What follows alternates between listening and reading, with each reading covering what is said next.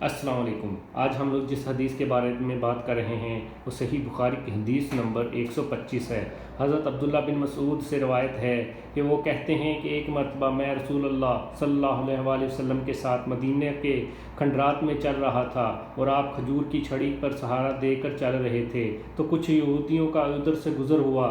ان میں سے ایک نے دوسرے سے کہا کہ آپ صلی اللہ علیہ وآلہ وسلم سے روح کے بارے میں کچھ پوچھو۔ ان میں سے کسی نے کہا مت پوچھو، ایسا نہ ہو کہ وہ کوئی ایسی بات کہہ دیں جو تمہیں ناگوارا ہو۔ مگر ان میں سے بعض نے کہا کہ ہم ضرور پوچھیں گے۔ پھر ایک شخص نے کھڑے ہو کر کہا، اے ابو قاسم، روح کیا چیز ہے؟ آپ صلی اللہ علیہ وآلہ وسلم نے خاموشی اختیار فرمائی۔